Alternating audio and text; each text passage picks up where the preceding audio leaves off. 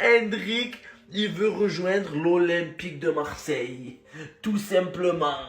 Regardez-moi les exigences d'Hendrik. Selon ESPN Brasil, qui avait sorti bien évidemment que l'OM était sur le joueur brésilien, doit être dans le top 5 européen. Doit jouer une Coupe d'Europe. Doit jouer un football offensif. Doit être un club important qui se bat pour gagner son championnat. Le problème, c'est que ça sera en janvier. Est-ce qu'en janvier, on va toujours lutter? Est-ce qu'en janvier, on sera toujours en Coupe d'Europe? Une chose est sûre, c'est qu'il y a des matchs mi-janvier. Donc si tu rejoins l'OM, il y aura des matchs de Coupe d'Europe. Même si tu ne seras pas inscrit pour les jouer. Par contre, championnat, faut batailler les gars. Faut continuer en tout cas, c'est incroyable pour moi, ça sera le titre. Hendrik veut rejoindre l'OM, c'est tout. Hendrik, Mastantuono, même Brahim Diaz, Gonzalo Garcia, Nico Paz. Nico Paz, je l'inclus parce qu'il y a de fortes chances qu'il retourne au Real. Arda Güler. Tous ces jeunes ont un point commun et une similitude. Le club de leur vie, c'est le Real Madrid.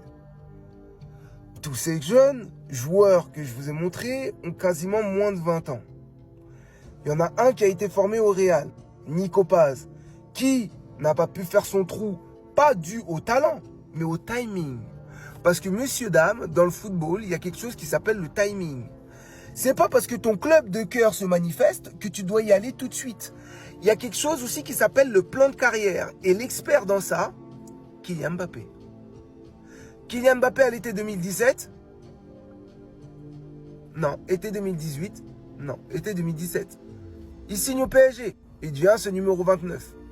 Mais avant de signer au PSG, le Real Madrid, qui est encore sous l'ère, je ne sais pas quel coach, José Mourinho, je ne sais plus qui, ou je crois même, José Mourinho, je ne sais plus qui, avant que Zinedine Zidane reprenne le club, Zinedine Zidane pousse pour la signature de Kylian Mbappé. Il est à la Castilla, il avait fait la même chose avec Raphaël Varane. Sauf que, ayant un plan de carrière avec ses parents, notamment Kylian, décide de continuer la progression qu'il avait au sein du PSG. Pourquoi?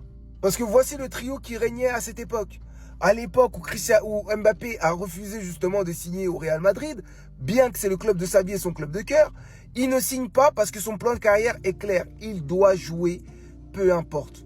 Donc il décide d'aller dans un grand club, un club qui joue la Ligue des Champions année après année, qui va lui permettre de s'endurcir et de connaître les joutes du football professionnel. Et derrière, il signe au Real Madrid. Il arrive en tant que joueur confirmé et il triomphe.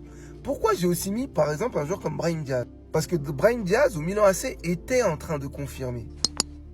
Le Real a retoqué à sa porte.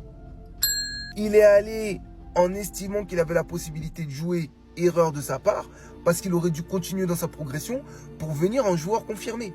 Tout simplement.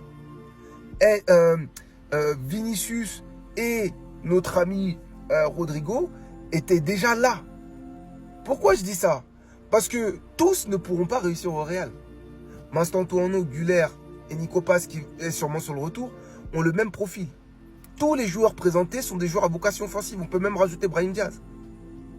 Hendrik et Gonzalo Garcia sont des numéros 9.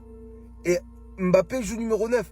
Tous ne pourront pas réussir. Et on en arrive au fait que son père lui a dit, ton moment arrivera, que ce soit au Real ou dans un autre club, Dieu est avec toi mon fils. Pourquoi? Parce qu'il y a quelque chose que nous appelons le plan de carrière. C'est pas parce que toc toc toc c'est le Real, le club de ma vie, tu dois y aller tout de suite. Non. Tu peux aller confirmer ailleurs et venir en vainqueur au Real. Beaucoup de jeunes sont en train de niquer leur carrière en signant trop tôt dans leur club de cœur. Alors qu'il y a des clubs qu'on appelle des clubs passerelles. Les supporters de l'Olympique de Marseille, ne vous en faites pas, l'OM va passer. Donc un point classement Ligue des Champions. L'OM est dans la zone des barragistes, la zone en bleu, à la 18e position. On aurait dû avoir ces 3 points, vu la première mi-temps, vu la qualité de jeu proposée. Et c'est ce qui me rassure pour les matchs à venir. Je vois beaucoup de Parisiens jactés Mais c'est à la fin du bal qu'on paye les musiciens. N'oubliez pas l'année dernière à quelle position vous étiez à ce moment même de la compétition. Je crois que c'était encore pire que ça. Voici les matchs à venir pour l'Olympique de Marseille. Atalanta, déjà à domicile, ça doit faire 3 points. On est intraitable au Vélodrome, il faut continuer. Contre Newcastle également, même si c'est une très bonne équipe à domicile. Mais je pense qu'à l'extérieur, il y a des choses à faire. Saint-Gilloise aussi, il faut aller chercher ces 3 points contre cette équipe. Liverpool, ce sera un grand match. Quel Liverpool ce sera? Est-ce que c'est le même Liverpool qu'actuellement, qui est quand même prenable, ou ce sera un autre Liverpool? Il faudra voir. Et Bruges aussi, il faudra essayer d'aller faire un résultat. Mais franchement, je suis confiant pour les matchs à venir. Par contre, à un moment donné, ce mec-là doit jouer. Ce mec-là doit devenir titulaire au milieu de terrain.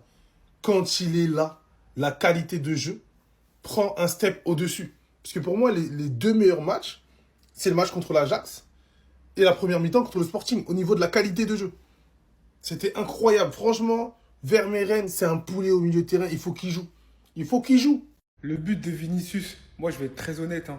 J'ai revu le Real Madrid 2024 Prime quand ils ont battu Dortmund en finale de la Ligue des Champions 2-0 et qui faisait peur à toute l'Europe. En fait, cette connexion, ça fait tellement longtemps que je ne l'ai plus vue. J'ai oublié, en fait, j'avais oublié l'entente entre ces deux joueurs. Même s'il n'y a pas eu de 1v1, le fait que s'effectue un travail aussi minutieux, un travail d'orfèvre, un travail de chirurgien, un travail de tailleur de diamants entre la défense, voilà, de la Juventus très regroupée. Ils finissent par tirer sur le poteau et que Bellingham soit là en renard des surfaces, ça m'a mis des flashbacks en fait. J'ai revu le Real Madrid qui a fait rêver, non pas rêver, trembler l'Europe plutôt. Il faut dire ce qui est, avec cette association qui marche, le Real Madrid sera beaucoup plus fort. Avant de dire ouais mais c'est Mbappé qui a tout niqué, arrêtez ça. Voilà, faut arrêter ça. Même problématique, faut que tout le monde y mette du sien parce que les trois ont trop de talent pour me faire comprendre qu'ils ne peuvent pas évoluer les trois ensemble. En tout cas, ça fait 3 sur 3 pour le Real Madrid, mine de rien, même s'il y a des défaites assez marquantes, ils sont toujours là, que ce soit en Ligue des Champions et en Ligue